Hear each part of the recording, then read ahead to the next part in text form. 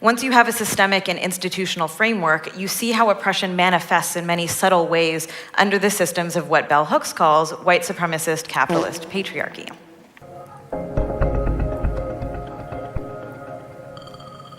This might be a very long video, boys and girls.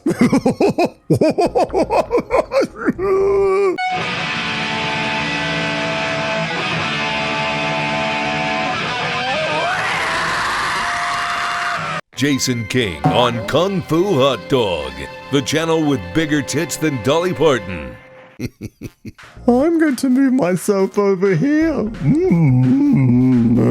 Ladies and gentlemen, are you ready for your eardrums to burst? Because this was at the GDC 2024, the Game Developers Conference. Yesterday, I believe this all happened, when all these developers, all 50 of them, mainly women as well, started doing this in unison.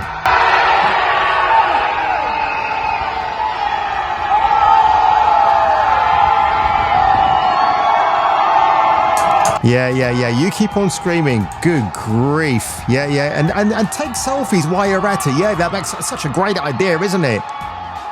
Of course, this is to do with game layoffs and, of course, what everybody's now saying, including myself. Well, perhaps game developers, if you actually made good games again, we will be encouraged to go and spend more money on them. But no.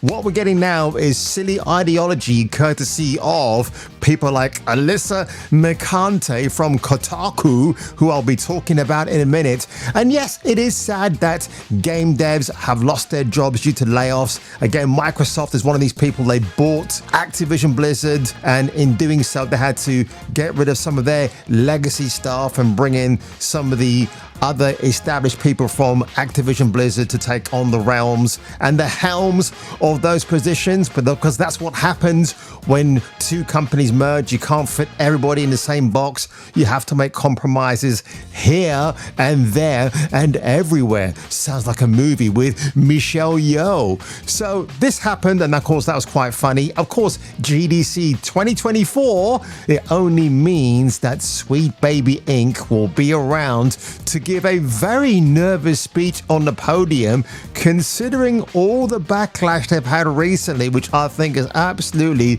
hilarious. Well, space fans, exciting news, huh? And there's even more in part 2. I'm coming for you, boy. I'm coming hard. I'm like getting the feeling of coming in the gym. I'm getting the feeling of coming at home. I'm getting the feeling... In the ass end of space, even aliens watch Jason King with Kung Fu Hot Dog. Duke Nukem likes this guy.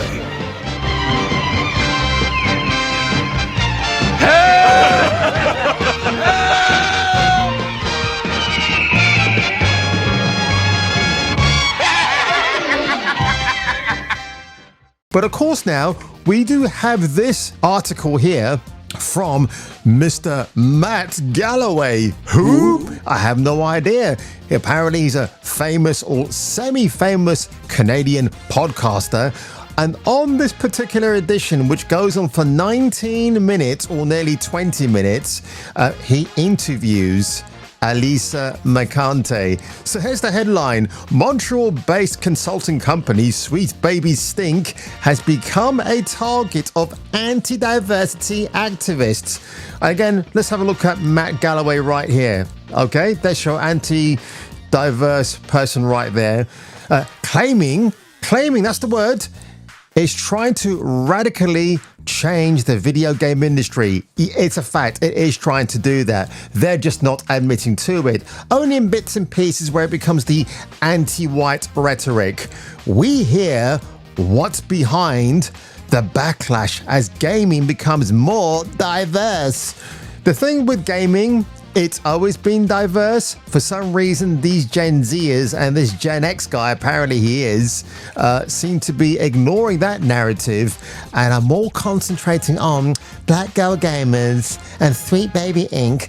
to step forward and to shine a light on what's really going on in the industry. I can't wait to play this one. Gaining ground in the gaming world. It's centered around a Montreal-based video game company called Sweet Baby Inc. And according to believers, including Elon Musk, this small 16-person Canadian company is trying to radically change the video game industry. It is. Here's one of the many men on YouTube speaking out against Sweet Baby, specifically about the new Black Spider-Man character. The controversy started when Sweet Baby Inc. employees, a woke game consulting company whose sole mission is to push the agenda in any games they get their hands on. They're all about diversity and equity and inclusion. They lay that out. They said they want to take over the games industry. They hate white, straight, male gamers. In reality, Sweet Baby Inc. is hired by the video game companies to consult on stories and help write diverse characters, including, for example, the Miles Morales character in the most recent Spider-Man game. The thing is, Miles Morales was already established in the Marvel comic books, so you could have gone to that as your source of inspiration, not get a consultancy firm like Sweet Baby Stink to come in and, oh, well, wait, because we're black, we'll tell you how to write the black character properly. Okay, even though Miles Morales is actually Latino as well, not just African American, that absurd terminology. Who is black. I guess Now Sweet Baby is the victim of a giant organized harassment campaign, and gaming insiders say this It's an harassment campaign, boys and girls. Oh my God, they're being harassed. Chris Kindred, Mrs. or Mr. Foreskin themselves, started all of this when they went for Cabrutus Rambo on Steam, asking Steam to shut down that platform or to shut down his Steam profile because he's highlighted 16 or 17 Sweet Baby Inc. games that you should never ever touch with your wallet. Because, ladies and gentlemen, yes, the power of the vote is with the ballot card, but it's also with your wallet. Or your purse if you're a female. Let's carry on. Harassment shows just how toxic certain parts of gaming culture still are. And they're warning this toxicity has real-world consequences that gamers and non-gamers alike need to pay attention to. Because Alyssa this guy's Mercante clearly a is gamer. a journalist and senior editor with the gaming website Kotaku. Alyssa, good morning. Good morning. How are you? I'm well. Let's start with this. Ah, Miss Mercante. You've been doing this for 10 years. Campaign and when it started. Do we know how it began? Yeah, it started, echoes of it kind of were found in far right corners of the internet back in late last year, right around when Spider-Man 2 came out. But the actual campaign against Sweet Baby in particular started in January when a Steam page was created to list all the games they work on so that people could, quote unquote, avoid them. When we talk about a campaign. Yeah, because the customer is always right, right? What's actually happening to Sweet Baby? Well, aside from... You know when someone's lying when they keep going, oh, yeah, oh, I forgot my notes. Oh, oh my God, I forgot my... Oh my God, my nails are broken. Nothing in terms of their everyday work. There are organized harassment against anyone who has been associated with the company, from the CEO. It's not organized harassment, Miss Mercante. It's called criticism, critique. It is not hate speech, because if it were, then YouTube would be on the case. YouTube, ironically, told me, keep making more Sweet Baby Inc. content because your audience loves it, and so do I. And creators, Kim Belair and David Bedard, to writers who have worked on a bunch of the games listed on Sweet Baby's website. So it's social media harassment mostly. Yes, of course. Who are the people who are attacking those who are involved in the company?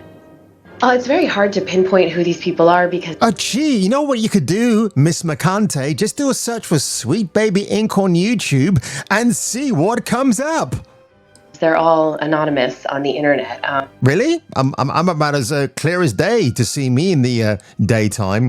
Oh, Jason, are you being racist about yourself? Oh, you terrible man, you. There is someone who created the Sweet Baby Inc. Detective Steam page. And Cabrutus Rambo is not anonymous because he's appeared on several live streams. A Brazilian person by the name of Cabrutus online, but in terms of their actual name and who they are and where they're from, it's very hard to pinpoint any of. He's from Brazil. He's made no secret of that. He's from Brazil. Does he have to disclose his real name? Of course not.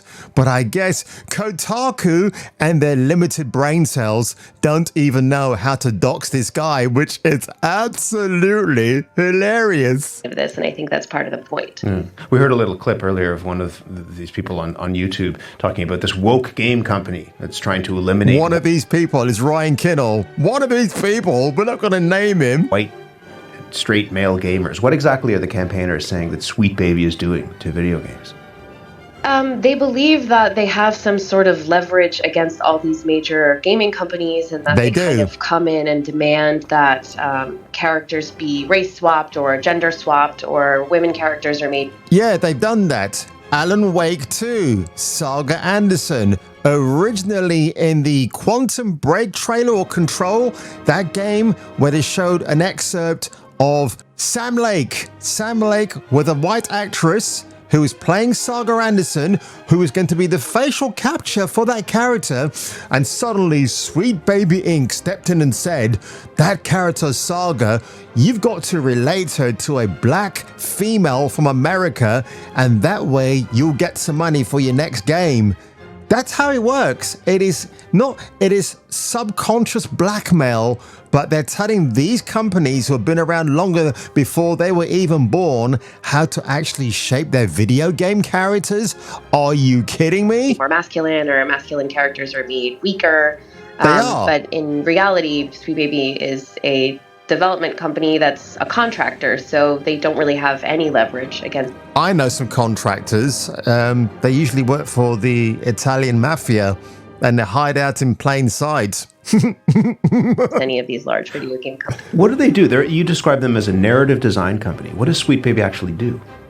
They can do a bunch of different things. In a lot of cases, they're brought in late into game development to read over scripts, to add layers of diversity, auxiliary dialogue, NPC things, like extra writing specific characters in some cases. Sometimes they do sensitivity checks.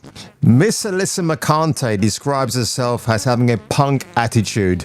Well, listen, love, you wearing a Ramones t-shirt doesn't make you punk, love. It does not at all. It makes you look more like a skunk than a punk. For characters that already exist, as is the case with a game like Alan Wake 2, which had a black lead protagonist from a game made by people who live in Finland. No, it had a white lead protagonist. Wanted to bring in people to make sure that this black American female character felt real, lived in. That this black American female character felt at home being made by Finnish people. Oh yeah, that makes a lot of sense. And her story seemed consistent with who she might be. But just to be clear, I mean, are they swapping out, white Spider-Man for black Spider-Man in their games? No, they are not. White Spider-Man and black Spider-Man were both in Spider-Man 2. If that's not the case, then why are people... Yeah, Miles Morales is the tokenized Spider-Man. He's still Spider-Man, but he still has inherited Peter Parker's rogue gallery. No new villains to throw at him or a new backstory. Oh no, he just also happened to be bitten by a radioactive spider in NYC. Focused on this tiny Canadian company. I mean, there are a number of, as I understand it, a number of companies that do that kind of narrative design work. Why is Sweet Baby in the crosshairs here? I think it's a perfect storm of a lot of things. Says the man called Matt Galloway of Diversity. Wow. Someone at Sweet Baby noticed that this account was made on Steam and noticed how it was gaining traction and noticed that it was intended to prevent people from buying and playing these games and request. So apparently because Chris Kindred, because Alyssa McCante won't actually name him, her, them, it, she, it, beast, whatever, who gives a shit? Yeah, because they noticed it. Oh, you know what? We have to retaliate like woke activists often do. They're like the terrified cat in the headlights. When they get scared, they either run for cover or they'll start attacking ferociously. That's what Sweet Babies think are doing because they know damn well what they're actually doing, ladies and gentlemen of the biological sense. that it be taken down for organized harassment, and that Yeah, and what Sweet Baby Inc. are doing is trying to commit organized crime, and they're failing miserably. kicked off even more organization from them, the people who made the Steam group.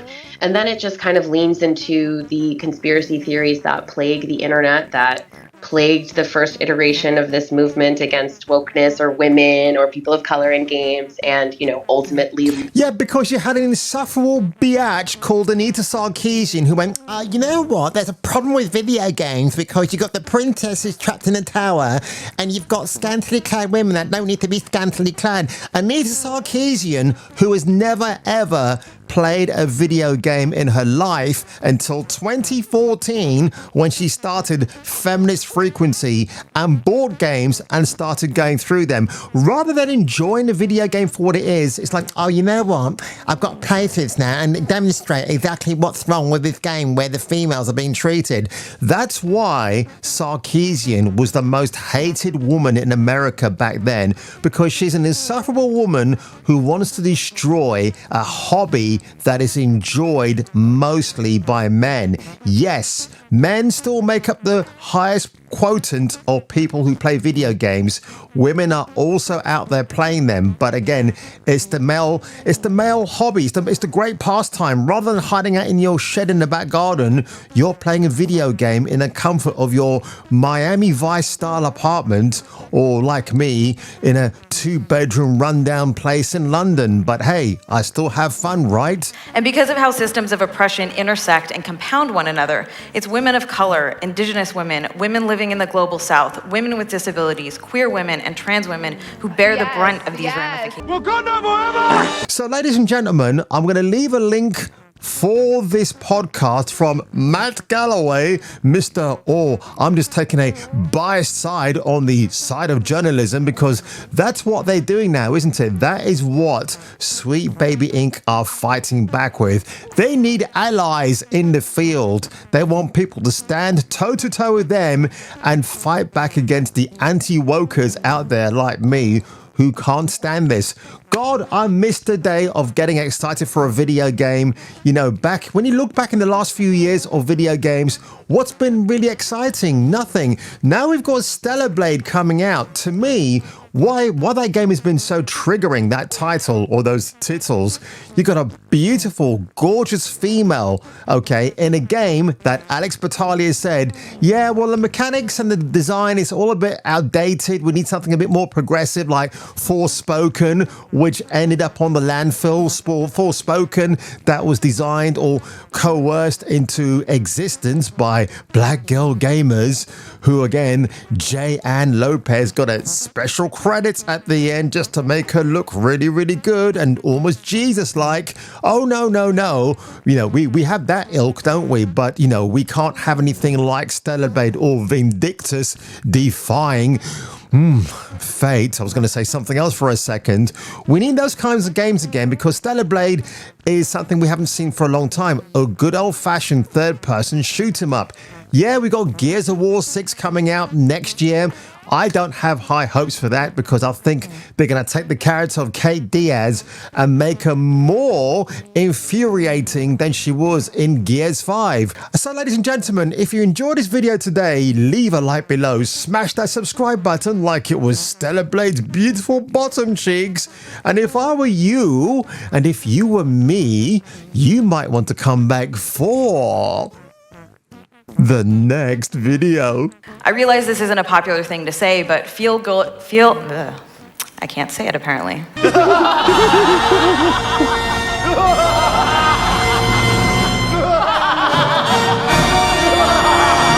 Ladies and gentlemen, history is about to be made, because I thought like Tron legacying myself into the mind of Eve in this 4K demonstration of her various outfits. Am I going to last the distance? I don't know, but the shower is just around the corner. So without further ado, let's get on with the showcase demo. The good luck charm for my YouTube channel. Shift up, I cannot thank you enough. This is an absolute, well, even my microphone's drooping. That's never happened to me before.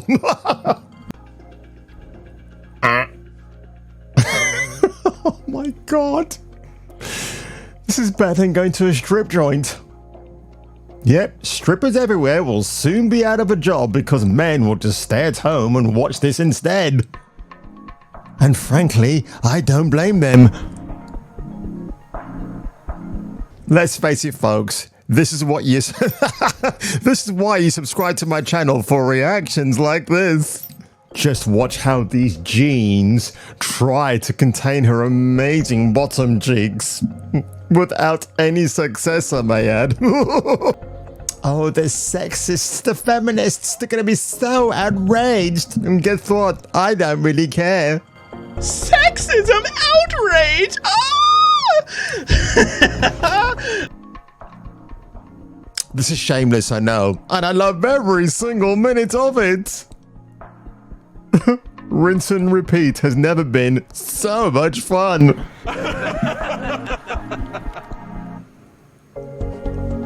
Snap out of it. Snap out of it, Mr. JC Wacy.